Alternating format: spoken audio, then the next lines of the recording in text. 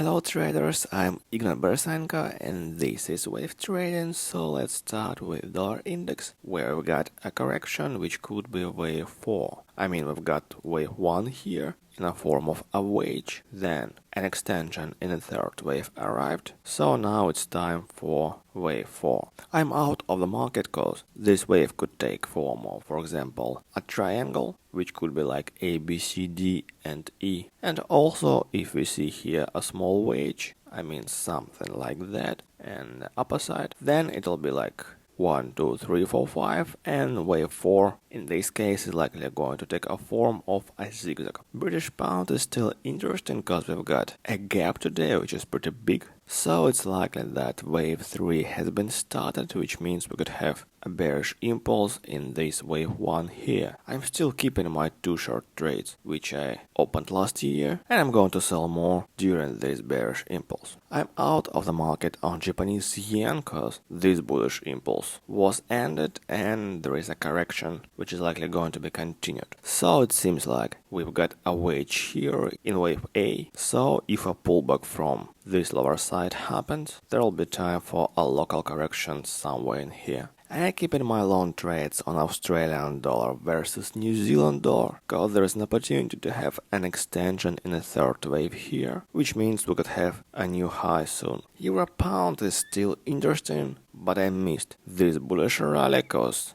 I got all my stops last Friday, and I've just opened a new long trade with a stop loss here, and I'm going to trade this small wave 5. I'm still out of the market on dollar versus crown, cause this correction is likely going to be continued, but as you can see on the weekly chart, this wave 5 is likely going to be continued, so I'm just waiting when this correction ends and we see a small bullish impulse, for example, like it was here, and if it all happens, I'm going to buy. And just have a look at this amazing pullback from this moving average line. So wave 4 is likely ended, which means we could have another bullish impulse, this wave 5. Also we have a new low on pound versus franc, and I'm keeping my short trade which was opened here, and I'm going to sell more to trade this wave 5, so I'm going to sell and put my stop loss here near this moving average line. And I'm still out of the market on Australian dollar cause this correction, which could be wave 4, is likely going to be continued. Therefore, bulls are likely going to test this moving average line. And I've just closed one of my 2 trades on gold, cause we have a quite tricky moment here. However, if we see here,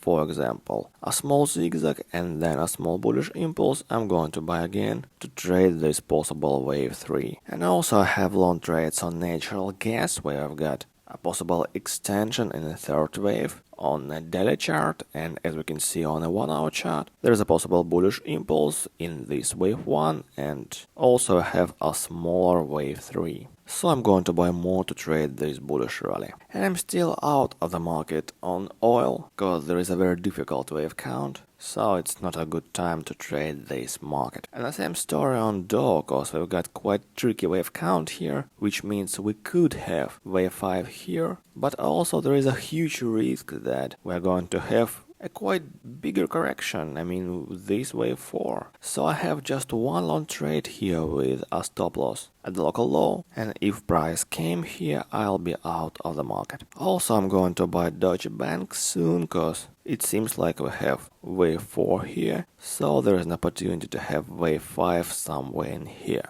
I'm still out of the market on Pepsi, cause we have wave 2 here, which is quite deep, so I'm just waiting when this correction ends and we have a small bullish impulse somewhere in here. And also I have 2 long trades on soybeans, where I've got a possible bullish impulse in the third wave, so I'm going to trade only this impulse, and when it ends, I'm going to close all my trades. And Tesla is very bullish, because there is an opportunity to have a huge extension in the third wave, so I'm in, and I have 1 long trade.